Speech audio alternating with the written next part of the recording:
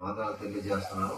మంచిది ప్రేమైన దేవుని వలన దేవుని యొక్క లేఖనాలను మనం పరిశీలించడానికి వెళ్లే ముందు అంశం తెలియజేసిన తర్వాత దేవుని యొక్క వాక్యంలోనికి మనం వెళదాం.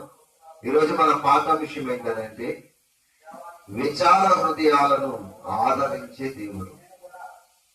ఏంటంట? విచార హృదయాలను ఆదరించే దేవుడు. ప్రార్థన చేసుకుని వాక్య ధ్యానంలోకి మనము వెళదాం. దయచేసి అందరూ కూడా తలలో వచ్చి కళ్ళు మూసుకున్నట్లయితే ప్రార్థన చేసుకుందాం. మహాపరిశుద్ధుడు అయిన పరలోకమందున్న కన్న తండ్రి, మీ పరిశుద్ధమైన ఉన్నతమైన నామమునకు మా ప్రభువును మీ ప్రియకుమారుడు మా రక్షకుడునైన యేసుక్రీస్తు వారి ఉన్నతమైన నామములో మీకు కృతజ్ఞతాస్తుతులు వందనాలు క్రీస్తు వారి పేరట తెలియజేస్తూ ఈ యొక్క మధ్యాహ్న కాల సమయంలో మీ మాటలు వినడానికి కూడి వచ్చినటువంటి మీ పిల్లల యొక్క హృదయాలను మీరు తెరవమని ప్రార్థన చేస్తున్నాను. మీ మాటలు వారి హృదయాలను పట్టబడడానికి మీ సహాయాన్ని దయచేయండి. ప్రతి మాట వారు గ్రహించే స్థితిని వారికి కలిగించమని ప్రార్థన చేస్తున్నాను. అలాగే ఈ యొక్క సమయంలో మీ మాటలు చెప్పడానికి నిలబడిన మీ దాసుడైన నాకు సమయోచితమైనటువంటి జ్ఞానమును, పరిశుద్ధాత్మ దేవుని యొక్క ప్రేరణను, మీ మాటలు చెప్పగలిగినటువంటి సామర్థ్యమును నాకు దయచేసి నాకు తోడుగా ఉండి నాలో ఉండి మీరే మాట్లాడమని, మీ పిల్లలకు కావలసిన ప్రతి మాటను మీ లేఖనాలలో నుండి మీ దాసుని నోట నుండి పలికింపచేయమని, మరి మేము ఏ అంశాన్ని అయితే ఆలోచన చేయడానికి పరిశీలించడానికి మీ లేఖనాలలోనికి వెళుచున్నామో మీ లేఖనాలలో నుంచి అద్భుతమైనటువంటి సంగతులను మీ దాసుని నోట నుండి పలికించమని క్రీస్తు వారి పేరట ప్రార్థన అడిగి వేడుకుంటున్నాం తండ్రి, ఆమేన్. మంచిదండి. మరి ఈరోజు మన పాఠాంశాన్ని దేవుని యొక్క లేఖనాల్లో నుంచి విచార హృదయములను ఆదరించినటువంటి దేవుడు. ఏ హృదయాలంట? విచార హృదయాలను ఆదరించే దేవుడు అంటాడు. దయచేసి దేవుని యొక్క లేఖనాల్లో నుంచి ప్రతి మాట కూడా మనం జాగ్రత్తగా ఆలోచన చేయాలని ప్రభు పేరట మీకు మనం చేస్తున్నాం. మరి జనవరి నెల 2026 సంవత్సరం ఎన్ని ఆదివారం ఇది? 2వ ఆదివారం. కాబట్టి ఈ 2వ ఆదివారంలో మనం జాగ్రత్తగా ఆలోచన చేయగలిగినటువంటి సంగతులను ఆలోచించాలని ప్రభు పేరట మనం చేస్తున్నాం. ముఖ్యంగా యవనస్తులకు ఒక మాట ఏంటంటే, వచ్చే ఆదివారం 2 గంటలు అటు కట్టండి. జీడి అమ్మడికి బాగా అందులో వెళ్ళిపోవాలన్నమాట చర్చలకు. అలాగెంతనే కానీ వాళ్ళకి బుద్ధి జ్ఞానం రాదు. జీడిఎం సంఘం ఎక్కడ ఉందో అక్కడికి ఖచ్చితంగా కట్టండి 2 గంటలు కూడా. ఎందుకంటే వాళ్ళకి బుద్ధి జ్ఞానం అటువంటిది ఏం పని చేయగలరు. నేను చెప్పాను గొట్టలు కట్టేమని. కట్టలేదు కనుక మీరు ఏం చేయాలంటే 2 గొట్టలు వాళ్ళకి సమానంగా వెళ్ళిపోయేలా కట్టండి. భాష కూడా కట్టండి. ఎవడైనా వచ్చే వ్యక్తి నేను చెప్తాను సమాధానం. ఓకేనా? రైట్. మంచి. దేవుని యొక్క వాక్యంలోకి వెళదాం. దేవుని యొక్క వాక్యంలో నుంచి అద్భుతమైనటువంటి సంగతులు మనం ఈ యొక్క మధ్యాహ్న కాల సమయంలో ఆలోచన చేద్దాం. ప్రభువులకు ప్రియమైన దేవుని వలన దేవుడు విచార హృదయాలను ఆదరించేటువంటి దేవుడు. చాలా హృదయాలలో విచారం ఉంటుందంట. ఆ విచారం వల్ల చాలా మనిషి యొక్క జీవితము పతనానికి పోయేటువంటి పరిస్థితులు ఏర్పడుతూ ఉంటది. అర్థమవుతుందా? విచార హృదయాలలో ఉండేటువంటి ఆ విచారము మనుషుల యొక్క జీవితానికి భంగ చేసే పరిస్థితి ఏర్పడుతూ ఉంటుందండి. జ్ఞాని అయినటువంటి సొలొమోను గారు రచించినటువంటి సామెతల గ్రంథంలో ఒక అద్భుతమైన మాట మనం చూస్తాం. ఇప్పుడు జ్ఞాని అయినటువంటి సొలొమోను గారు రచించినటువంటి సామెతల గ్రంథము 12వ అధ్యాయం 25వ వచనం. వాళ్ళ సోదంతా మన శివులో పడిపోతుంది. సౌండ్ పెట్టండి, సౌండ్ పెట్టండి కొంచెం. ఏమక్కర్లేదు, వచ్చేవాళ్ళ వాళ్ళకి గుర్తించడానికి పెట్టలేదు. బాగా అక్కడ పెట్టండి, గొట్టాలు 2 పెట్టండి అని చెప్తున్నాను. అందుకే వాక్యం చెప్పి పెడుతూ రాదు, ఇలా ఏడితే కూర్చుంటారు అంతే. చెప్పేవారు చెప్తున్నారు, చెప్పడం రాదు. మంచిది. జ్ఞాని అయినటువంటి సొలొమోను గారు రచించినటువంటి సామెతల గ్రంథంలో చెప్పాను, అయ్యి గొట్టలు మానేంట్రా సవటలారని చెప్పాను. ఏమీ రాదు వాక్యం.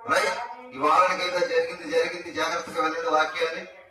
సామెతల గ్రంథంలో జ్ఞాని అయినటువంటి సొలొమోను గారు రచించినటువంటి సామెతల గ్రంథము 12వ అధ్యాయం 25వ వచనంలో దేవుడు జ్ఞాని అయినటువంటి సొలొమోను చేత రాయించినటువంటి ఒక సందర్భాన్ని మీరు గమనించాలి. చదవండి ఆ వార్తని. ఒకరి హృదయంలోని విచారము దానిని దేనిని ఒకరి హృదయములోని విచారము వారి హృదయాన్ని ఏం చేస్తుందంట?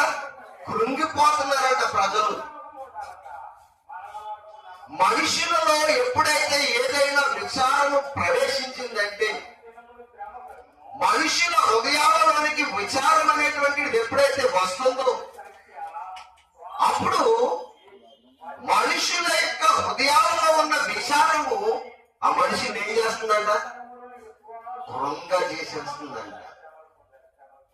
చాలా మంది ఏదైనా సమస్య వస్తే హృదయము ఏమైపోతుందంట?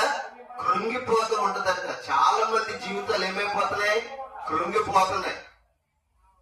హృదయాంతరంగాలలో కృంగిపోయే పరిస్థితులు ఏర్పడుతున్నాయి. ఈనాడు చాలా మంది జీవితాలను మీరు పరీక్షించండి, కృంగిపోయిన వారు కుమిలిపోతూ ఉంటారు. వారి జీవితంలో ఏదైనా అనుకోని రీతిగా ఏదైనా ఇన్సిడెంట్ జరిగినప్పుడు, ఒక బాధాకరమైనటువంటి విషయం జరుగుతున్నప్పుడు, ఆ బాధాకరమైన విషయం అతని హృదయంలో ప్రవేశించినప్పుడు అతని హృదయం ఏమవుతుందని తెలుసండి? కృంగిపోతూ ఉంటుందంట. కృంగిపోతూ ఉంటారంట. మరి అలా కృంగిపోతున్నటువంటి వారి జీవితాలను ఎవరైనా ఆదరించగలరా? ఓదార్చగలరా? ఎవరైనా వారి యొక్క జీవితాన్ని మరి బాగు చేయగలరా అని అంటే ఏ మనుషుని మాటలు కృంగిపోయిన హృదయాలను ఆదరించలేవంట. ఎవరి మాటలు ఆదరించగలవంటే దేవుని మాటలు మాత్రమే మనుషుల యొక్క కృంగిన జీవితాలను, హృదయాలను ఆదరించగలవంట. సొలొమోను గారు చెప్తున్నాడు ఇక్కడ, చాలా మందిలో విచారము హెచ్చైపోతూ ఉంటుందంట. అంతరంగంలో పైకి మనుషులు బాగా ఉంటారు. మనుషులు ఎలా ఉంటారు? బాగానే ఉంటారు. మనిషి చూడడానికి బాగా ఉంటుంది, కానీ హృదయం మాత్రం ఏమైపోయి ఉంటదంటే కృంగిపోయి ఉంటది. ఎందుకంటే ఏదో బాధ, ఏదో సమస్య, ఏదో మరి అతనిలో తీరని లోటు ఉంటుంది. ఆ లోటు వల్ల మనిషి హృదయం ఏమైపోతూ ఉంటది అంటే కృంగిపోతూ ఉంటది. ఆ కృంగ చేసే హృదయంలో ప్రతి క్షణం మనిషి ఏమైపోతాడంటే క్షీణించిపోతూ ఉంటాడు. ఏమైపోతూ ఉంటాడంట? క్షీణించిపోతూ ఉంటాడు. అందుకే విచార హృదయములను ఆదరించగలిగినటువంటి శక్తి ఎవరికైనా ఉందంటే అది దేవునికి మాత్రమే తప్ప ఇంకెవరికి కూడా లేదు అని చెప్తుంది బైబిల్. అందుకని మీరు జాగ్రత్తగా సొలొమోను గారు చెప్పినటువంటి సంగతిని మీరు బాగా ఆలోచించగలిగినట్లయితే, అలాగే విచార హృదయాలు కృంగిపోయినటువంటి వారు ఎవరైనా బైబిల్లో ఆదరించబడ్డారా అంటే ఒక వ్యక్తి గురించి చెప్తాను, తర్వాత మనము ఇంకో వ్యక్తి దగ్గరికి వెళదాం. ఎవరు ఆ వ్యక్తి అని అంటే, ఒకసారి ఒక ఆయన కృంగిపోయి ఉన్నాడంటే ప్రియమైన దేవుని వాళ్ళారా, చూద్దామా? బైబిల్ గ్రంథములో నుంచి యోబు గ్రంథము యోబు గ్రంథము 4వ అధ్యాయము 4వ వచనం. యోబు గ్రంథము 4వ అధ్యాయము 4వ వచనం. ఈ మాటలు తొట్టిల్లు వాడిని ఆదుకుని ఉండరు, కృంగిపోయిన మోకాళ్ళు గలవాడిని ఆయన బలపరుస్తాడంటే ప్రేమల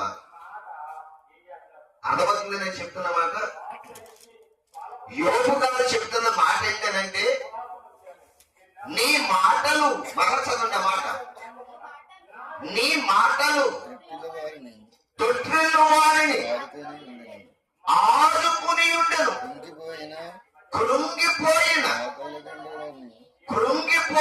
మోకాళ్ళు కలవాలని నీవు బలపరిచితివి అంటున్నాడు. చూడండి, యోబు గారు ఆయన భక్తి చేస్తున్నటువంటి దినాలలో, ఆయన యథార్థమైనటువంటి భక్తి కలిగి జీవిస్తున్నటువంటి దినాలలో ఒక సమస్య ఎదురైంది. ఇక్కడ మా ఏంటండి, నా వైపు చూసి వెళ్ళండి జాగ్రత్తగా. ఆయనకి ఏమి ఎదురైంది? ఒక సమస్య ఎదురైంది. ఏంటి ఆ సమస్య అంటే, తెలియకుండానే సాతాను దేవుని దగ్గర యోబుని నాకు అప్పగించమని యోబు యొక్క భక్తి జీవితాన్ని పరీక్షించడానికి సాతాను యోబును కోరుకున్నాడంట దేవుని దగ్గర. దేవుడు అన్నాడు, అతను చాలా భక్తి గలవాడు, చాలా యథార్థపరుడు, చాలా నీతిపరుడు, అతన్ని భక్తిలో నుంచి తొలగించడం నీకు చాలా కష్టమైన పరిస్థితి అని చెప్పాడంట దేవుడు. అయినను ఒకసారి నాకు అప్పగించమని యోబుని కోరుకుంది. ఎవరు కోరుకున్నారు? మైండ్ ఎక్కడ ఉందా? ఎవరికి వెళ్ళిపోయారా? ఎవరు కోరుకున్నారు? చెప్తున్నాను కదా, సాతాను యోబు యొక్క జీవితాన్ని కోరుకుంది, భక్తి జీవితాన్ని. మొదటిగా సాతానికి దేవుడు యోబుని అప్పగించేశాడు. ఎవరిని? యోబుని సాతానికి దేవుడు అప్పగించేశాడు. అప్పగించినప్పుడు మొట్టమొదటిగా యోబుని ఎక్కడ శిక్షించడం మొదలుపెట్టిందంటే, తన పొలములు బాధించడం మొదలు పెట్టిందంట. పొలములో ఉన్నటువంటి సమస్తము కూడా కాల్చుకుంటూ వచ్చేసిందంట. ఆ పొలంలో ఉన్న పనివారు యోబు గారి దగ్గరికి వచ్చి, అబ్బా యజమానుడా, నీ పొలంలో ఉన్నవన్నీ కూడా కాలిపోయింది, పొలం అంతా నాశనం అయిపోయిందని చెప్తే, దేవుడు ఇచ్చాడు, దేవుడే తీసుకున్నాడు అని దేవునికి కృతజ్ఞత కలిగి ఉండాలని చెప్పాడంట. రెండవది, ఇంకా విషయంకి వస్తే, తర్వాత తన పిల్లలను కొట్టి చంపేసిందంట. పిల్లలు కూడా చనిపోయారు. పిల్లలు కూడా చనిపోయారన్న సంగతి యోబు గారికి తెలియజేస్తే, దేవుడిని ఇచ్చాడు, దేవుడే తీసుకున్నాడు అని సరిపెట్టుకుని దేవుని నామాన్ని గలపరచడం మొదలు పెట్టాడు. తర్వాత ఈయన శరీరం మీద వచ్చింది రోగం. ఎవరి శరీరం మీదకి? ఈ నడినెత్తు మొదలుకుని అధికారుల వరకు కూడా స్వస్థత కొంచెమైనా లేకపోకుండా ఒళ్ళంతా కూడా పుండ్లి చేత రసికారుతూ, ఆ రసికారుతున్నటువంటి దేహం పైన బూడిద చల్లుకుంటూ చిల్లా పెంకులతో గోకుంటున్నాడంట. ఏంటండి తెలుసా? చిల్లా పెంకులు అంటే ఏంటి తెలుసా? మట్టి కుండ పెంకుల్ని చిల్లా పెంకులు అంటారు. ఆ కుండ పెంకులతో ఆ దొరకొస్తున్నటువంటి ప్లేస్ ను గోక్కుంటూ రసికారుతూ ఉంటే, ఆ రసి పైన ఏమో బూడిద జల్లుకునేవాడు అంటండి. ఎవరు? యోబు గారు. నేను భక్తి గలవాడిని కదా, యథార్థపరుడిని కదా, ఏంటి యొక్క శిక్షని విచారంలో మునిగిపోయాడంట. హృదయము కృంగిపోయిందంట. ఈ హృదయం ఎవరి హృదయం? యోబు గారి యొక్క హృదయం విచారములు హెచ్చైపోయి సమస్యలను మెచ్చేపని చాలా మంది జీవితాల్లో ఒక్కొక్కటి జీవితంలో ఒక్కొక్క మరి సంఘటన ఉంటది. ఆ సంఘటన అతని హృదయాన్ని ఏం చేస్తూ ఉంటదంట? కృంగ చేస్తూ ఉంటది. మరి హృదయాలను కృంగ చేస్తున్నప్పుడు హృదయాల పరిస్థితి ఎవరు ఎరిగి ఉన్నారు? హృదయాల యొక్క పరిస్థితి ఎవరికి తెలుసు? ఆ హృదయాలను బాగు చేయాలంటే ఎవరు వల్ల అవుతుంది? మనిషిని మాత్రం చూస్తాం, వాడి హృదయంలో ఏముంది ఎవరికి కూడా తెలియదు. మనిషిని మాత్రమే చూడగలరు. చాలా మంది ఎలా ఉంటారంటే లోపల చాలా బాగున్నప్పటికీ పైకి మాత్రం నవ్వుతూ కనిపిస్తారంట. బైబిల్లోనే ఉందన్నమాట. నేను ఇప్పుడు అన్ని చూపించలేను, కానీ మనకి మరి అంశం ఉంది కనుక ఆ అంశాన్ని నేను చెప్తున్నాను. తర్వాత దాని గురించి నేను తిరిగిగా మీకు కావాలి, నేను దాని గురించి చెప్తాను. మీరు జాగ్రత్తగా వినండి. జాగ్రత్తగా దేవుని యొక్క వాక్యాన్ని వింటే దేవుని యొక్క వాక్యంలో ఉన్నటువంటి సందర్భం ఏంటో ప్రియమైన దేవుడు వాళ్ళరా, యోబు గారు సమస్యల చేత హృదయం ఏమైపోయిందంట? ఏమైపోయిందంట? యోబు గారి హృదయం ఏమైపోయింది? కృంగిపోయింది. ఎందుకంటే యోబు గారి హృదయం విచారంతో నిండిపోయింది, హృదయం కూడా కృంగిపోయింది. ఈ సంగతి ఎవరికి తెలుసు? ఎవరికి తెలుసు? ఎందుకని? దేవుడికి ఎందుకు తెలుసు అంటే ఒకసారి చూద్దాం. దేవుడికి ఎందుకు తెలుసు మీకు చెప్తాను, జాగ్రత్తగా ఆలోచించండి. కీర్తన గ్రంథము 7వ కీర్తన 9వ వచనం. కీర్తన గ్రంథము 7వ కీర్తన 9వ వచనం. కీర్తన గ్రంథము 7వ కీర్తన 9వ వచనంలో ఏం రాయబడి ఉంది? హృదయములను అంతరింద్రియములను పరిశీలించే నీతి గల దేవుడైన, దేన్ని పరిశీలించగల నీతి గల దేవుడైన? హృదయములను అంతరింద్రియములను పరిశీలించగలిగినటువంటి నీతి గల దేవుడంతైన. హృదయములో ఏముందో ఎవరు చెప్తారంటే హృదయాలను పరిశీలించగలిగినటువంటి నీతి గల దేవుడు మాత్రమే చెప్పగలడు. యోబు హృదయంలో ఏముందో, మోషే హృదయంలో ఏముందో, మన హృదయాల్లో ఏముందో ఎవరికి తెలుసు? దేవునికి మాత్రమే తెలుసంట. ఎందుకని? హృదయాలను ఆయన మాత్రమే పరిశీలన చేయగలడంట. హృదయము ఎలా ఉందో చెప్పగలిగినటువంటి సామర్థ్యం దేవునికి మాత్రమే ఉంది. దేవునికి మాత్రమే ఉంది. ఇంకో మాట చూస్తారా? అదే కీర్తన గ్రంథం 44వ కీర్తనలో ఇంకో మంచి మాట ఉంటుంది మనకి. అదే కీర్తన గ్రంథము 44వ కీర్తన 21వ వచనంలో ఏమని రాయబడిందో చూడండి. మీరు జాగ్రత్తగా చదవాలి. కీర్తన గ్రంథము 44వ కీర్తన 21వ వచనం ఏమని రాయబడింది అక్కడ? హృదయ సమస్యలను హృదయ రహస్యములను ఎరిగిన దేవుడు. ఆయన ఏ దేవుడంట? ఎరిగిన దేవుడు. ఆయన ఏ దేవుడంట? హృదయ సమస్యలను హృదయ రహస్యములను మనకు మామూలుగా రహస్యాలే తెలియదు, కానీ దేవునికి ఏ రహస్యం తెలుసంట? హృదయ రహస్యం. హృదయంలో ఉన్నటువంటి రహస్యం తెలుసంట దేవునికి. నీ హృదయంలో నువ్వు సంతోషంగా ఉన్నావో దేవునికి తెలుసు. నీ హృదయంలో నీవు విచారం కలిగి ఉన్నావో, కృంగిపోయావో ఎవరు తెలుసు? దేవునికి తెలుసు.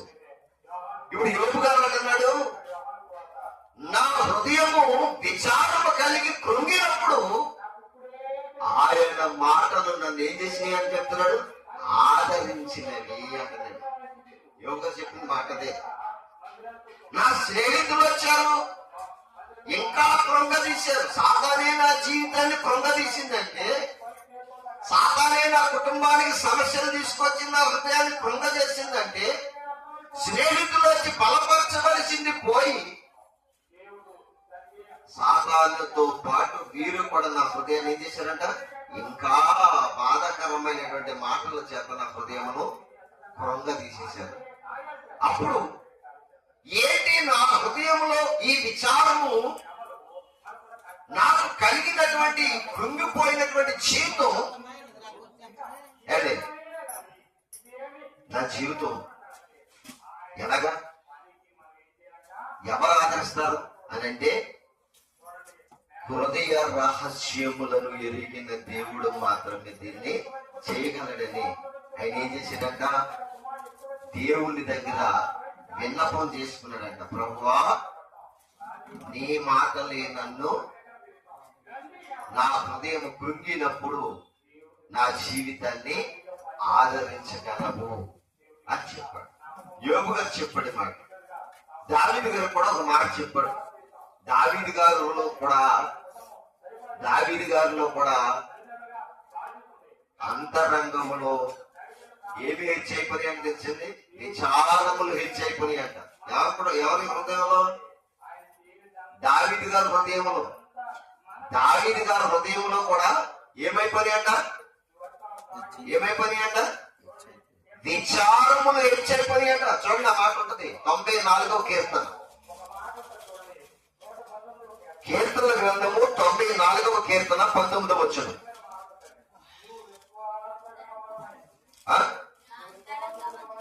నా అంతరంగమందు, చూసారా? నా అంతరంగమందు విచారములు హెచ్చుగా ఉన్నాయంట. ఏమి హెచ్చుగా ఉన్నాయంట? ఏమి హెచ్చుగా ఉన్నాయంట? విచారములు చాలా విస్తారంగా ఉన్నాయంట. వింటున్నారు మీరు? చాలా మంది హృదయాల్లో విచారము అంటే ఏంటంటే, అసలు విచారం అంటే ఏంటి చెప్పనా? విచారం అంటే ఏంటి మీరు చెప్పండి. ఒక ప్రశ్న మనం వేసుకుందాం ఇక్కడ. ఆడతాం ఒక నిమిషం. ఏంటి విచారం అంటే ఏంటి? హృదయములో విచారములు హెచ్చగా అని ఉంది. ఎందుకు విచారం అంటే ఏంటి? విచారము అని ఏంటి? విచారం అంటే ఏంటి అసలు? ఒక విషయం చెప్తాను, జాగ్రత్తగా ఉన్నది. ఒక తల్లి చాలా కాలం పెళ్ళైన తర్వాత బిడ్డలు లేకపోతే ఏం కలుగుంటది? హృదయంలో ఏం కలుగుంటది? విచారం, బాధ, సమస్య. ఒక గొట్టాలు ఉంది, ఆవిడ పేరు మీకు తెలుసు. ఎవరావిడి?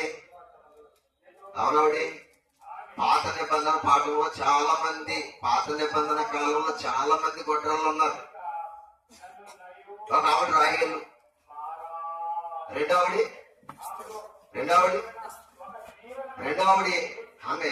అన్న. ఆవిడ కూడా ఏం లేదు, పెట్టలేదు. మరి ఆవిడ కూడా ఏం చేసింది? విచారంతో ఉంది. హృదయంలో విచారములు చాలా ఉన్నాయి. ప్రభు సన్నిధిలోకి వచ్చింది, ప్రార్థన చేసింది. ప్రార్థన చేసి నా హృదయ వాంఛలు ఎవరు తీర్చగలరని ఎదురు చూసింది.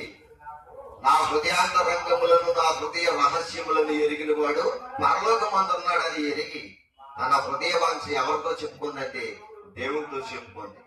ఆయన మాత్రమే నా హృదయములో ఉన్నటువంటి విచారమును ఆదరించగలవాడు అని తెలుసుకున్నారు. అందుకే వారు హృదయములను ఎరిగినటువంటి దేవునికి వారు మొరపెట్టుకుని వారి యొక్క విచారములను తీర్చుకున్నారంట. హృదయాంత రంగములో విచారములు హెచ్చక, బైబిల్ ద్వారా చదవండి అమ్మ మాట. నా అంతరంగమందు విచారములు హెచ్చగా, చూసారండి, నీ గొప్ప ఆదరణ నా ప్రాణమునకు. చూసారండి, ఎవరు మాట్లాడుతున్నారు ఈ మాట? దావీదు గారు మాట్లాడుతున్నారు. ఎవరు మాట్లాడుతున్నారు?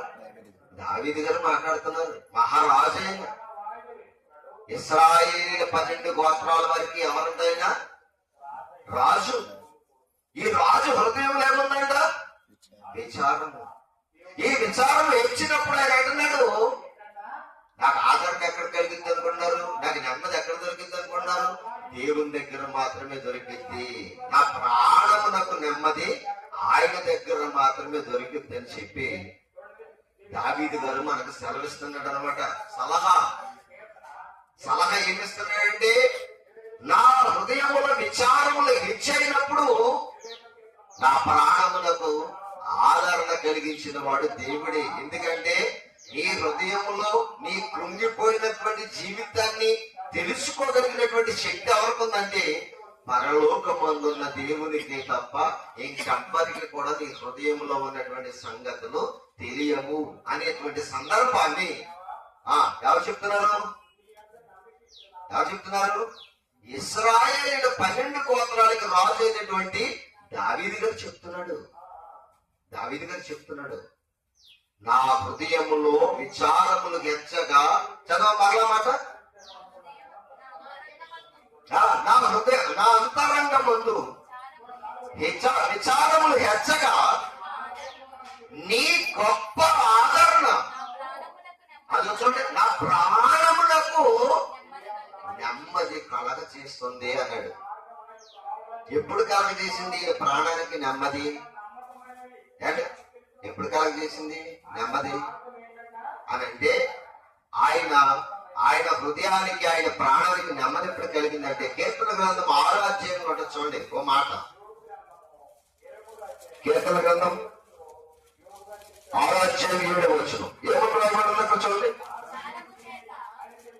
విచారము చేత నా కన్నులు గుంటలు పడుచున్నవి, నాకు బాధ కలిగించిన వారి చేత అవి చిరిగి ఉన్నది. ఏమంటున్నాడు? మన చదవమ్మ మాట, విచారము చేత. అది చూడండి, నా కన్నులన్నీ కూడా గొంట్లో పడిపోయి. చాలా మందికి సమస్యలండి. జీవితాలు ఎందుకు కృంగిపోతున్నాయి అనుకుంటున్నారు? చాలా మంది జీవితాలు కృంగిపోవడానికి కారణం ఏంటనుకుంటున్నారు? కుటుంబాలే కృంగిపోవడానికి కారణం ఏంటనుకుంటున్నారు? విచారం. ఏదో విచారం నిన్ను ఏం చేస్తుందో తెలుసా? కృంగ చేస్తూ ఉంది. ఏం చేస్తూ ఉందంట? కృంగ చేస్తూ ఉంది నీ జీవితాన్ని. మీకు విషయం చెప్తే జాగ్రత్తగా ఉండండి. ఒక చెట్టు పైకి బాగా కనిపిస్తూ ఉంటది, కానీ లోపల త్వర కింద వెళ్ళిపోతూ ఉంటది. ఎందుకు అది అలా వెళ్ళిపోతుందంటే, ఒక పురుగు దాంట్లో ఉండి ఏం చేస్తుంది తెలుసా? పైన చెట్లాగానే ఉండేస్తుంది, లోపల మాత్రం త్వరలో పెట్టుకుంటూ వెళ్ళిపోతాయి, తిరుగుకుంటూ వెళ్ళిపోతాయి అనమాట. అలాగే మనుషుల జీవితాలు కృంగిపోవడానికి విచారము మనుషులలో ఏం చేస్తుందంటే, ఎలా పనిచేస్తుందంట?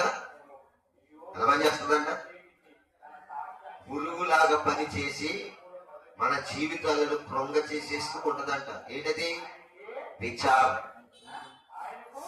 ఉండకూడదు. చాలా మందికి విచారాలు ఎక్కువైపోతూ ఉంటాయి. చాలా మందికి విచారాలు ఏమైపోతాయంట? ఎక్కువ అవుతూ ఉంటాయంట. ఒక ఆవిడికి విచారము ఎక్కువైపోయి ఏం చేస్తుందో చూడండి. యేసుప్రభు వారి దగ్గరికి వచ్చి చూద్దామా, లూకా గారు రాసినటువంటి సువార్త 7వ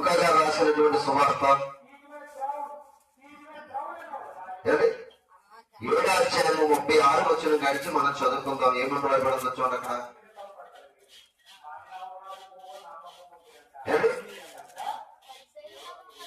పరిచర్యలో ఒకడు తనతో కూడా భోజనము చేయవలెనని ఆయనను అడిగెను.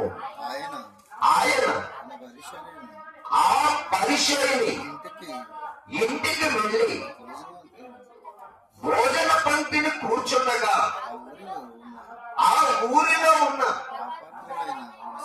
పాపాత్మురాలైన యొక్క స్త్రీ యేసు పరిచర్య ఎంత భోజనమునకు కూర్చున్నాడని తెలుసుకుని ఒక బుడ్డెలో అత్తరు తీసుకుని వచ్చి వెనుక తట్టు ఆయన పాదముల యొక్క నిలబడి ఏడ్చుచు కన్నీళ్లతో, అదనమాట ఆవిడ హృదయంలో ఏముంది? విచారం ఉంది. ఏంటి ఆ విచారం అని అంటే, ఏంటి నా బ్రతికి ఎలాగైపోయింది? ఆవిడ వేషిగా మారిపోయింది. ఆవిడ ఎలా మారిపోయిందంట? వేషిగా మారిపోయింది. గౌరవం లేదు ఆవిడకి. అందరూ కూడా మరి యాళ్ళ దగ్గర మాట్లాడుతూ ఉన్నారు.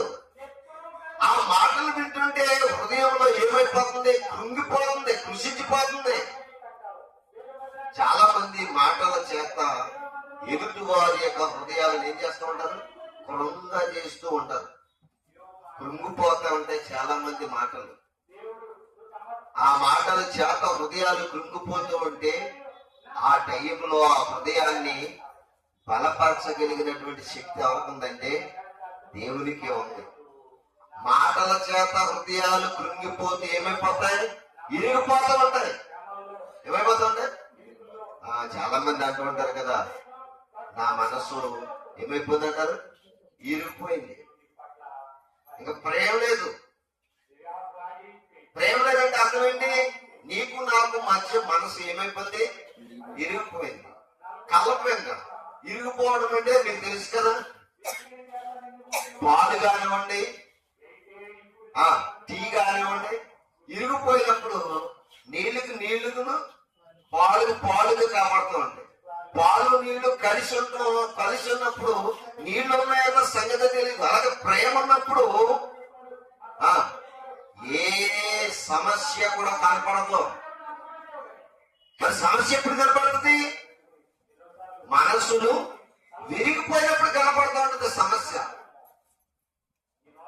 అంతే కదా. నీళ్ళు ఎప్పుడు కనపడతాయి? ఎప్పుడు కనపడతాయి? పాలలో నీళ్లు ఉన్నాయన్న సంగతి ఎప్పుడు తెలుస్తుంది? పాలు ఇరిగిపోతే. చాలా మంది మరి ఆ పాలను నీళ్లను ఇరిగిపోయిన పాలను నీళ్లను మరల కలపగలరా? ఏకమవు. కానీ దేవుడు ఒక విషయం చెప్తున్నాడు. ఒకవేళ మీ కుటుంబంలో కానీ, మీ ఇంటిలో కానీ, బయట వారి నుంచి కానీ నీ హృదయాన్ని విరిచేటువంటి మాటలు వారు మాట్లాడితే, ఒకవేళ నీ హృదయం విచారం చేత ఇరిగిపోతే దేవుడు ఒక ఆఫరిచ్చాడు. అది ఎవరు చెప్పారనంటే దావీదు గారు చెప్పాడు. ఇరిగిపోయిన హృదయాన్నైనా ఎవరు కోరుకుంటారంట? దేవుడు కోరుకుంటాడంట. ఇరిగిపోతే, మనసు ఇరిగిపోతే ఒకరినొకరు కోరుకోమని. కానీ దేవుడు అంటాడు, ఇరిగి నలిగిపోయిన వారి హృదయాలను దేవుడు కోరుకుంటున్నాడంట. చూడండి 51వ కీర్తన 17 వచ్చింది. అక్కడ ఏమని రాయబడిందో చూడండి. 51వ కీర్తన 17వ వచనంలో ఏమని రాయబడిందో చూడండి. ఇరిగిన మనసే అదనమాట. ఒకవేళ లోకంలో ఉన్న వారు నీ మనసు విరిగిపోయే మాట్లాడారా, ఆ మాటల చేత నీ మనసు విరిగిపోయిందా? అది ఎవరికి కావాలన్నాడు తెలుసా? దేవుడు నాకు కావాలన్నాడు. విరిగి నలిగిన మనసే దేవునికి ఇష్టమైన పనులంట. దేవా, విరిగి నలిగిన హృదయమును అసలు ఆలస్యం చేయడంటే, ఒకవేళ నీ హృదయం విరిగిపోయినా, కృంగిపోయి నలిగిపోయినా అది ఎవరికి అర్పించేయాలంట? దేవునికి అర్పించే. ఎందుకంటే ఆ హృదయాన్ని ఆదరించగలిగినటువంటి శక్తి ఎవరి దగ్గర ఉందనుకున్నారు? దేవుని దగ్గర మాత్రమే ఉందంట. ఇందాక దావీదు గారు అన్నాడు కదా, నేను విచారములు హెచ్చగా నా అంతరంగమందు విచారములు ఇచ్చినప్పుడు నా ప్రాణమును ఆదరించి నాకు నెమ్మదిని కలగ చేసిన వాడవు నీవే. చెబుతున్నాడు దేవుడు ఎంత గొప్పడో భక్తులు చెబుతున్నారు. మీరు ఒకవేళ ఈ పరిస్థితుల్లో ఉంటే గనక మీరేం చేయాలంటే, మీరు దేవుని మీద ఆధారపడాలనేటువంటి సందర్భాలు ఈ లేఖనాల్లో నుంచి మనకి బాధపడుతూ ఉన్నాయని చెప్తున్నాడు బైబిల్లో. అర్థమవుతుంది మీకు? అందుకని విచార హృదయములను ఆరాధించేటువంటి దేవుడు మనం ఆరాధించేటువంటి దేవుడు. యోబు గారు కృంగిపోయినప్పుడు ఆయన ప్రార్థన చేస్తే, ఆయన ప్రార్థనను ఆలకించి ఆయన జీవితాన్ని కట్టాడు. ఆయన హృదయ విచారాలన్నిటిని కూడా తీర్చాడు. అందుకనే మనకి కూడా చెప్తున్నాడు ఆ మాటను. ఏమన్నాడంటే, మీ హృదయముల విచారములకు ఇచ్చినప్పుడు మీరేం చేస్తారు తెలుసా? మీరు ఆదరించబడాలంటే దేవుడు అక్కడ తప్ప మిమ్మల్ని ఎవరు కూడా ఆదరించలేరు అని చెప్తున్నాడు దేవుడు. ఈ స్త్రీ అంటండి చాలా మంది మాటల చేత ఏమైపోయిందంట, కృంగిపోయింది. మనం చదువుకున్నాం, మరలా వెళ్దాం ఆ మాటని. ఇది ముయ్యదు కానీ మరలా సామెతల గ్రంథానికి రెండోసారి ఇది మీరు తీసిన మాటను ముయ్యవద్దు. ఏంటి లూకా గారు రాసినటువంటి సువార్త ఏంటి అది మూసేశారు. అది లూకా గారు రాసినటువంటి సువార్త 7వ అధ్యాయము 36వ వచనంలో ఆ మాట మనము చదువుతాం కదా. లూకా గారు రాసినటువంటి సువార్త 7వ అధ్యాయము 36వ వచనం. ఆ మాట అలా నుంచి ఒకసారి సామెతల గ్రంథము 12వ అధ్యాయం 25వ వచనం ఎదురండి. ఏమని రాయబడిందో మీరు అక్కడ చదవండి. ఒకరి హృదయంలోని విచారము, చూసారండి, ఒకరి హృదయంలోని విచారము ఆ హృదయం ఏం చేస్తుందంట, కృంగ చేస్తుంది. దయగల మాట అదనమాట. దాన్ని సంతోషపెట్టాలంటే ఏ మాట కావాలి, దయగల మాట కావాలి. ఎవరైనా హృదయాలు కృంగిపోయినప్పుడు, వాళ్ళు కృషించిపోతున్నప్పుడు వారికి మరలా సంతోషాన్ని కలిగించాలంటే ఏ మాటలు కావాలంట, దయగల మాటలు కావాలంట. ఆ మాటలు ఎవరి దగ్గర ఉన్నాయి అమ్మా, వినాలి, ఎవరి దగ్గర ఉన్నాయి? దయగల మాటలు మాట్లాడింది ఎవరు భూమి మీద? మనుషులు మాట్లాడారా? మనుషులు ఎవరు కూడా దయగల మాటలు మాట్లాడలేదు. దయగల మాట వాడిని ఏం చేస్తుందంట, సంతోషపరుస్తుందంట. ఎవరిని? కృంగిపోయిన విచార హృదయాలను సంతోషపరచాలంటే ఏ మాట కావాలంట, దయగల మాట కావాలంట. దయగల మాట కావాలంట. లూకా సువార్త 4వ అధ్యాయము 22వ వచనంలో ఉన్న చూడండి మాట. లూకా గారు రాసినటువంటి సువార్త 4వ అధ్యాయము 22వ వచనంలో ఏమని రాయబడిందో చూడండి. అప్పుడు వారందరూ, లూకా గారు రాసినటువంటి సువార్త 4వ అధ్యాయం 22వ వచనంలో రాయబడిన మాట చూడండి. అప్పుడు అందరూ ఆయనను గూర్చి సాక్ష్యమిచ్చుచు ఆయన నోట నుండి వచ్చిన దయగల మాటలకు ఆశ్చర్యపడిరి అన్నారు. ఆయన నోట నుండి ఏ మాటలు వచ్చినాయి అంట, దయగల మాటలు వచ్చినాయి అంట. ఈ దయగల మాట దేన్ని సంతోషపరుస్తుంది? దేన్ని సంతోషపరుస్తుంది? మీరెందరూ చదువుకున్నారు. కృంగిపోయి కృషించిపోతున్న హృదయాలు కలిగినటువంటి జీవితాలను సంతోషపరచగలదంట. ఇందాక మనకు పాట పాడుకున్నాం కదా, మీరు పాట పాడారు ఏమాట, నీ ఉంటే నాకు చాలు వేసయ్యా, నీవంటే నేను ఉంటానేసయ్యా, నీ చూపు చాలయ్యా.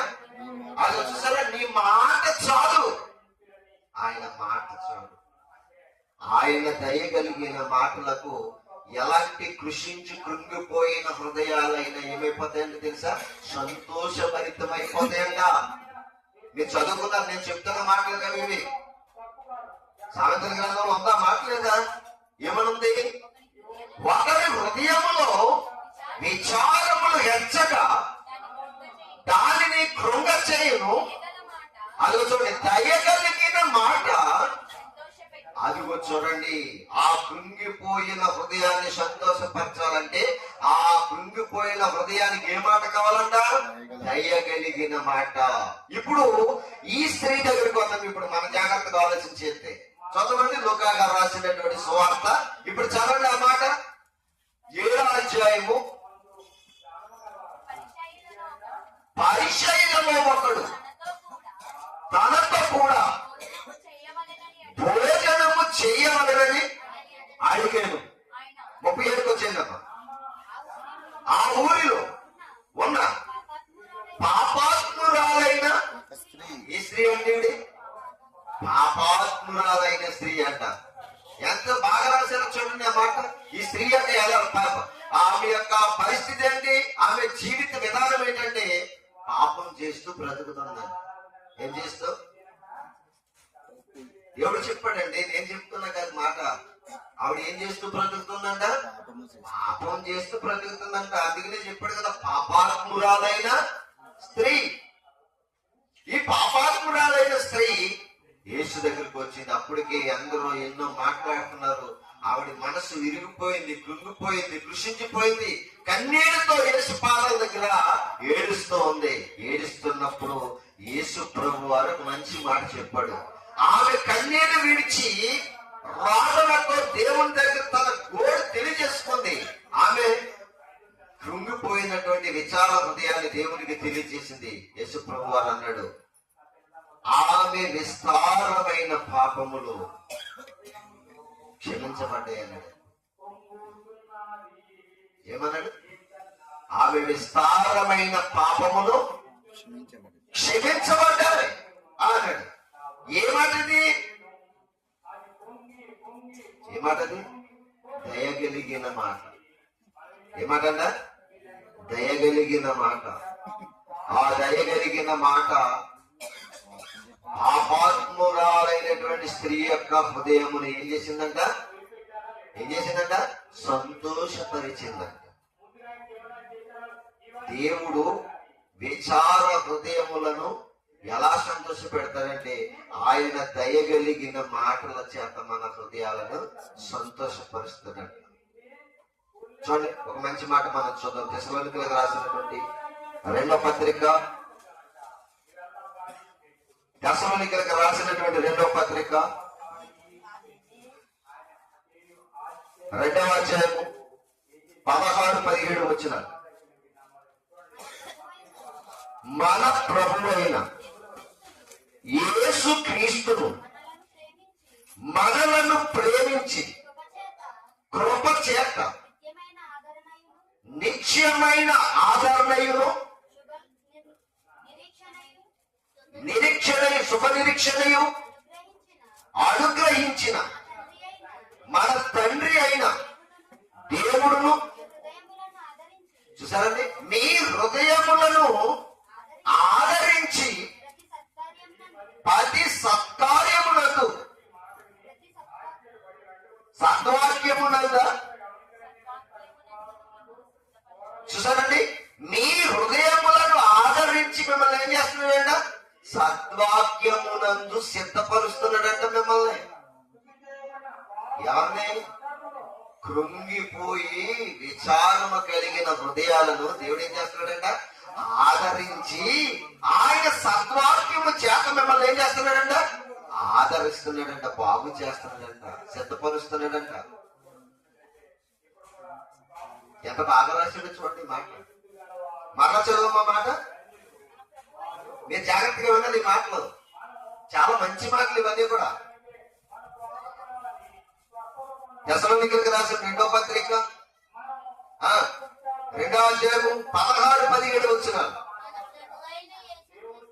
మన ప్రభువైన యేసుక్రీస్తును మనలను ప్రేమించి కృప చేత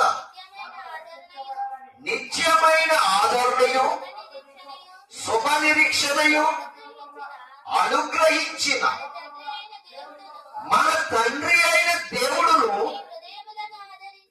మీ హృదయములను ఏం చేస్తుంట? ఆదరించి అని రాయబడింది చూడండి అక్కడ. మీ హృదయములను ఆదరించి ప్రతి సత్కార్యమందును ప్రతి సద్వాక్యమందును మిమ్ములను స్థిరపరచునుగాక అన్నాడు. చూడండి, సద్వాక్యము చేత మిమ్మల్ని ఏం చేస్తున్నాడంట? స్థిరపరుస్తూ ఉన్నాడు. అప్పుడు వరకు స్థిరమునతో చాలా మంది ప్రపంచంలో చూడండి, స్త్రీలు పురుషులను మోసం చేస్తున్నారు, పురుషులు స్త్రీలను మోసం చేస్తున్నారు. ఇలా మోసం చేస్తున్నప్పుడు హృదయాలు కృంగిపోయి కృషించిపోతూ తనకు తానుగానే స్థిరము లేనటువంటి తత్వంలోకి మనుషులు జారిపోతున్నారు. అర్థమవుతుంది మీకు? చాలా మంది జీవితాలు అలాగే కనిపిస్తూ ఉన్నాయి. ఇలాంటి విచారము హెచ్చైపోయినప్పుడు జీవితాలు ఏమైపోతూ ఉంటాయంట? కృంగిపోతూ కృషించిపోతూ ఉంటాయి. ఒంటరి జీవితం అయిపోతుంది కదా. ఆ కృషించిపోతున్న వారికి లోకంలో ఎక్కడ తిరిగినా స్థిరత్వం అంటూ ఉండదు. చెప్తున్నారు మీరు? మనము ఫ్రెండ్స్ తో తిరిగిన పురుషులైనా స్త్రీలైనా ఫ్రెండ్స్ తో తిరిగిన కుటుంబీకులతో తిరిగిన తల్లిదండ్రులతో తిరిగిన మనలో స్థిరత్వం రాదు. ఎవరి వల్ల స్థిరత్వం వస్తుంది? వాక్యం దగ్గరికి వస్తే మనకేమొస్తుందంట? స్థిరత్వం. అందుకే రాశాడు ఇక్కడ, మీ హృదయములను దేవుడు ఏం చేస్తాడంట? ఆదరించి సద్వాక్యము ద్వారా మిమ్మల్ని ఏం చేస్తాడంట? స్థిరపరుస్తాడంట. పాపాత్మురాలైనటువంటి స్త్రీని ఏం చేశాడు దేవుడు? ఆమె హృదయమును సంతోషపరిచి సద్వాక్యము ద్వారా ఆమె జీవితాన్ని ఏం చేశాడట? స్థిరపరిచాడు అన్నాడు. ఆయన ఏమన్నా తెలుసా? అమ్మాయి ఇంకా ఎప్పుడు నీవు పాపము చేయకు అను. అలాగే ఈ విచారమందు పట్టబడిన స్త్రీని కూడా అదే మాట్లాడాడు. అమ్మ నీవు ఇంకెప్పుడు పాపము చేయకు, సమాధానము గలదానిపై వెళ్ళి జాగ్రత్తగా బ్రతకమని చెప్పాడు. ఆమె హృదయాన్ని ఏం చేశాడంట? సంతోషపరిచాడు. ఆమెను వాక్యం చేత స్థిరపరిచాడు. అప్పటి వరకు ఆమెలో ఏమీ లేదు, స్థిరత్వం లేదు. ఇవాళ కుటుంబాలు కూడా చాలా మంది చూడండి ప్రియమైన దేవుని వల్ల ఇక్కడ జాగ్రత్తగా వాక్యాలు మీరు గమనించగలిగినట్లయితే, తెస్సలోనికలో ఉన్నటువంటి సంఘానికి చెప్తున్న పౌలు గారు చెప్తున్న మాట ఏంటంటే, విచార హృదయములు కలిగినటువంటి మిమ్మలను ఆయన మాత్రమే ఆదరించగలడు, ఆయన వాక్యమే మిమ్మల్ని ఏం చేయగలదు? స్థిరపరచగలదు అని చెప్పాడు.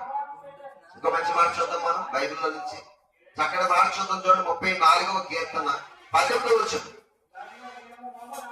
34వ కీర్తన 18వ వచనం ఏమని రాయబడిందో చూడండి. విరిగిన హృదయము గలవారికి, చూసారండి, విరిగిన హృదయము గలవారికి ఆసనుడు ఎవరు? తల్ల, తండ్ర, ఫ్రెండ్స్, భార్య, పిల్లల. ఎవరు ఆసనుడు? దేవుడే అని చెప్తున్నాడు ఇక్కడ. ఎందుకంటే పిల్లల చేత ఎన్నో బాధలు పడినటువంటి దావీదు గారు చెప్తున్న మాట ఇది. ఎవరు చెప్తున్నమాట? దావీదు మహారాజు అయిన, నేను పిల్లల చేత ఇరిగి నలిగిపోయాను, భార్యల చేత విరిగి నలిగిపోయాను, ప్రజల చేత విరిగి నలిగిపోయాను, సమస్యలు ఎన్నో నన్ను కృంగ చేసేసినాయి. కడకి నా ఇరిగిపోయిన జీవితానికి, నలిగిపోయిన జీవితానికి నన్ను ఆసనుడిగా ఉండి ఆదరించి కాపాడింది ఎవరనంటే దేవుడే అని చెప్తున్నాడు రాజుగారు. చెప్తున్నారా? అర్థమవుతుంది ఈ మాటలన్నీ కూడా అర్థం అవ్వాలి. ఆ వారికి కష్టమేలే మనకి. ఎందుకంటే మరి చెవులో పడిపోతున్నాయి కదా, కష్టంగా ఉంటుంది. 2 నెలలంటే కష్టమే కదా. కనుక ఆదరించాలి అనేటువంటి మాటల గురించి మనం ఆలోచన చేస్తే, ఇరిగి నలిగిన హృదయము గలవారికి యెహోవా ఎలాంటి వాడంట? ఆసన్నుడు. వింటున్నారా? మళ్ళా చదువుండమ్మా మాట. విరిగిన హృదయము గలవారికి యెహోవా ఎలాంటి వాడంట? ఆసన్నుడు. ఆసన్నుడు అంటే అర్థమైంది నలిగిన మనసు గలవారికి ఆయన రక్షించేవాడంట. నలిగిపోతారు, మనసు నలిగిపోతూ ఉంటది. సమస్యల్లో మనిషి మనసు ఏమైపోతూ ఉంటదంట? నలిగిపోతూ ఉంటదంట. ఇలా నలిగిపోతున్నప్పుడు ఎవరైనా మనల్ని రక్షిస్తారా? మనకు ఆసనుడిగా, మనకు దగ్గరగా ఉండి ఎవరైనా ఈ యొక్క ఓదార్పుడు కలిగిస్తారండి. ఎవరు ఓదార్చరు. మనిషిని ఓదార్చడు. ఎవరు ఓదార్చగలరంటే దేవుడు ఒక్కడే ఓదార్చగలడని భక్తులు చెప్తున్నారండి. నేను చెప్తున్న మాట కదా, ఎవరు చెప్తున్నారు? దేవుని చేత ఆదరించబడినటువంటి భక్తులు చెప్తున్నారు. నీ మనసులో కృంగిపోయిందా?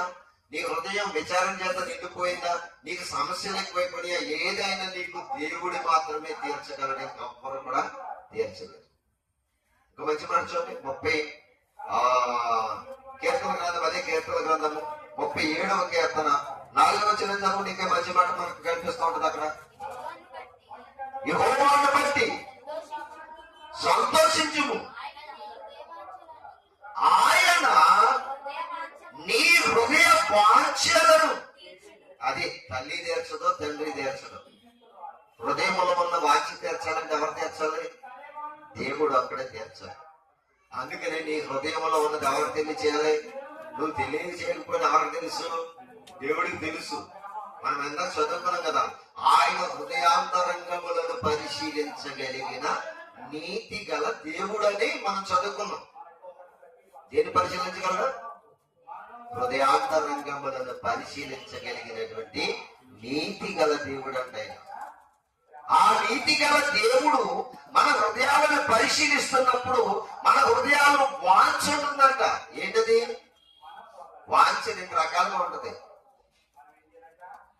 మన హృదయానికి వాంఛ రెండు రకాలుగా ఉంటుంది. ఏంటది? ఒకటి మంచి పని చేయాలనేటువంటి వాంఛ ఉంటుంది. రెండోది పాపం చేయాలనే వాంఛ ఉంటుంది. రెండవుతాయి.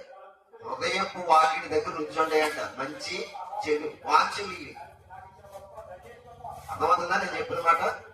హృదయ వాంఛలు మనకి తీర్చివాడు ఎవరికంటే దేవుడు అని చెప్తున్నాడు. అంతేనమ్మా? రాయబడుతుంది. మనం చదివిన మాట 37వ కీర్తన 4వ వచనం. యెహోవాను బట్టి సంతోషించుము, ఆయన నీ హృదయ వాంఛలను తీరుస్తాడంట. ఆయన నీ హృదయ వాంఛలను తీర్చేవాడంట. మనకు విచారాలు ఎప్పుడు వస్తాయి అసలు? విచారం అంటే ఎప్పుడు వస్తుంది అసలు? విన్నారా? ఎప్పుడు వస్తుంది విచారం? విచారం ఎప్పుడు వస్తుంది? చూడండి, మీకు విచారం అనేటువంటిది ఎప్పుడు ఎంటర్ అవుతుందో మీకు చెప్తున్నాను. చూడండి, అది దేవుడు చెప్పిన మాట. లూకా గారు రాసినటువంటి సువార్త 21వ అధ్యాయంలో రాయబడి ఉంటది అన్నమాట. లూకా గారు రాసినటువంటి సువార్త 21వ అధ్యాయం 34వ వచనంలో ఏమని రాయబడి ఉందో చూడండి. మీ హృదయములు ఒకవేళ తిండి వలనను మత్తు వలనను ఐకిక విచారము వలనను, చూసారండి ఎప్పుడు మందం అయిపోతాయంటే మన హృదయాలు. అమ్మా ఏనండి, మన హృదయాలు ఎప్పుడు మందం అయిపోతాయంట? తిండి వలనను మత్తు వలనను. ఐహిక విచారం అంటే ఏంటండి? ఐహిక విచారం అంటే ఏంటి? ఐహిక విచారము అంటే ధనమోసము ఇవన్నీ ఉంటాయన్నమాట. మనకి మత్తయి సువార్త 13వ అధ్యాయం రాయబడి ఉంటుంది అన్నమాట. ఐహిక విచారం అంటే ఏంటంటే ధనమోసము ఇవన్నీ కూడా మనకి ఐహిక విచారాలు అనమాట. అది లేదు ఇది లేదు ఇవన్నీ విచారాలు ఎక్కువైపోయినప్పుడు మనకి ఏమవుతుందో తెలుసండి? హృదయము మత్తులోనికి పోతుందండి. ఈ ఐహిక విచారాలు అనేటువంటి ప్రవేశిస్తాయంట. అందుకనే దేవుడు చెప్తున్న ప్రతి మాటను మీరు కూడా జాగ్రత్తగా ఆలోచించగలిగినట్లయితే కృంగిపోయినటువంటి హృదయాలను జీవితాలను దేవుడు ఏం చేస్తాడంట? ఆదరించగలిగినటువంటి దేవుడు. అందుకనే ఇక్కడ మనకు రాయబడినటువంటి సందర్భాన్ని మరలా చదువుకుని మనము ముగించేసుకున్నాం. జాగ్రత్తగా చదవండి అన్నమాట. ఏమని రాయబడింది? సామెతల గ్రంథము 12వ అధ్యాయం 25వ వచనం చూడండి. మరలా చదువుతున్నాడు అన్నమాట. ఒకరి హృదయంలోని విచారము అదనమాట. నీ జీవితాన్ని కృంగ చేసేది ఏంటంటే నీ హృదయంలోని విచారమే నీ జీవితాన్ని ఏం చేస్తుందంట? కృంగ చేస్తుంది. మరలా అది సంతోషించాలంటే ఏం చేయాలంటే దయగలిగిన మాట దానిని ఏం చేస్తుందంట? సంతోషపరచగలదు. దయగల మాట ఎవరి దగ్గర ఉందని చదువుకున్నాం మనం? దేవుని దగ్గర మాత్రమే ఉంది. మనుషులలో ఎవరి దగ్గర కూడా ఏ మాటలు లేవు? దయగలిగిన మాటలు లేవు. బైబిల్లో ఉన్న మాటలన్నీ కూడా దేవుని మాటలన్నీ కూడా ఏం మాటలు? దయగలిగిన మాటలే. అందుకే దేవుని వాక్యం మనల్ని ఏం చేస్తుందంట? బలపరచగలదు, ఆదరించగలదు. ఆఖరిగా ఎప్పుడైనా చెప్పుకుని మనం ముగించేసుకుందాం. యోబు గారి యొక్క జీవితంలో జరిగినటువంటి ఆ సంఘటనను మనం ఆలోచన చేసి ముగించేసుకుందాం. యోబు గ్రంథము 4వ అధ్యాయము 4వ వచనం ఏమని రాయబడిందో చదవండి. నీ మాటలు, ఎవరి మాటలు? ఎవరి మాటలు? నీ మాటలు అన్నాడంటే ఎవరి మాటలు? దేవుని మాటలు. నీ మాటలు ఎవరినంట? తొట్టిల్లు వారిని, అంటే పడిపోయే వారిని, కృంగిపోయే వారిని, కూలిపోయే వారిని, కృషించిపోతున్న వారిని ఏం చేస్తాయంట? ఆదరిస్తాయంట. ఆయన మాటలు కృంగిపోయిన జీవితాలను ఆదరిస్తాయి. ఇంకోటి ఏం చెప్తున్నాడు? కృంగిపోయిన మోకాళ్ళు గలవారిని నీవే బలపరచగలవు. చూసారండి, చాలా మంది జీవితాలు కృంగిపోతున్నాయంట, కృషించిపోతున్నాయంట. ఇలాంటి కృషించిపోతున్నటువంటి వారిలో ఎవరు అంటే యోబు గారు కూడా ఒకడు. ఎవరంట? యోబు గారు కూడా తన జీవితంలో ఏమైపోయాడంట? కృషించిపోయాడు. ఆయన జీవితం, ఆయన హృదయము ఎంత కృంగిపోయింది. ఎన్నో సమస్యలు అడ్డుకున్నాడు ఆయన, ఎన్నో బాధలు ఎదుర్కొన్నాడు ఆయన. అలాంటి కృంగిపోయినటువంటి జీవితం మరలా సంతోషపరచబడాలంటే నన్ను ఎవరు సంతోషపరచగలరని ఆలోచన చేసి మరలా దేవునికి మొరపెడితే ఆయన మాట ఏం చేసిందంట? ఆదరించి సంతోషపరిచిందంట. దేవుని మాట ఆదరించగలదు, సంతోషపరచగలదు. ఎందుకనంటే ఆయన మాటలన్నీ కూడా దయగలిగిన మాటలు. ఎందరో జీవితాలు చూసాం. దావీదు జీవితం కృంగిపోతే దేవుని మాటే బలపరిచింది. కానీ మరి పాపాత్మురాలైనటువంటి స్త్రీ జీవితం కృంగిపోతే దేవుని మాటే ఆదరించింది. రాజైనటువంటి దావీదు జీవితం కృంగిపోతే దేవుని మాటే ఆదరించి కట్టింది. సొలొమోను జీవితం కృంగిపోతే అది కూడా దేవుని మాటే ఆదరించి బలపరిచి మరలా సంతోషాన్ని కలిగించిందని వీళ్ళందరూ కూడా మనకు సాక్ష్యము చెప్పారు. మరి మన జీవితాలు కృంగిపోతున్నాయి. ఇప్పుడు మనము మన జీవితాలకు సంతోషం కావాలంటే మనకు ఏ మాటలు కావాలి? దయగలిగిన దేవుని మాటలే అవసరం. వాటికేమో మనం దూరం అయిపోతున్నాం. వాటికి మనం దూరం అయిపోయి లోకములో ఉన్నటువంటి వినకూడని ప్రతి మాటకు కూడా మనం ఏమైపోతున్నాం? సమీపస్తులం అయిపోతున్నాం, లోబడిపోతున్నాం. బాగా ఆలోచించేయండి. ఏంటి మన పాఠ్యాంశం ఏంటండి? విచార హృదయములను ఆదరించగలిగినటువంటి దేవుడు. చూసారా, ఎందరి విచార హృదయాలను దేవుడు ఆదరించడం మీరు జాగ్రత్తగా ఆలోచన చేయాలని ప్రభు పేరట మీకు తెలియజేస్తూ నేను ముగిస్తున్నాను. దేవుడి కొద్ది మాటలు మన వినికిడిలో దీవించును గాక. ఆమె ప్రార్థనకు ముందు విన్నపం ఏంటంటే, వచ్చే వారి స్థలం వచ్చి కళ్ళు మూసుకోండి, ప్రార్థన చేసుకున్నాం.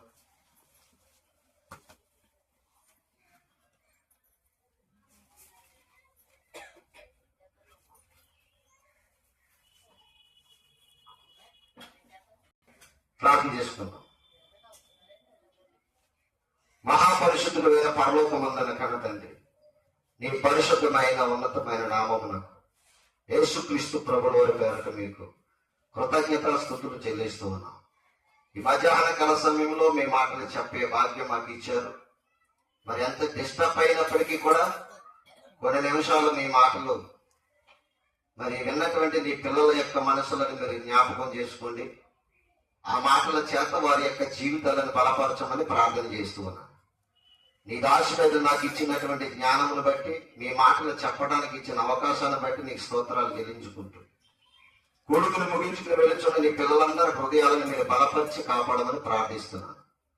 నీవు నాకు ఇచ్చినటువంటి ఈ చిన్న పరిచర్యను, నాకు ఇచ్చినటువంటి భార్య, ఇద్దరు కుమార్తెను కూడా మీరు జ్ఞాపకం చేసుకోండి.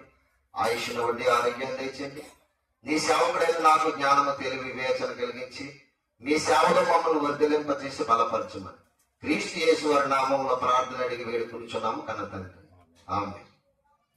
మన తండ్రి దేవుని ప్రేమ, కుమారుడైన యేసుక్రీస్తు వారి యొక్క కృప, ఆదరణకర్త అయినటువంటి పరిశుద్ధాత్మ యొక్క అన్యోన్య సహవాసము ఇప్పుడు నిత్యం సదా మనకును సకల పరిశుద్ధులకును ప్రార్థించబడిన ప్రతి అంశములకు సదాతోడైన నడిపించును కాక. ఆమేన్. అందరికీ హృదయపూర్వకమైన వందనాలు. I love you. God bless you. ఇంకో మనవి,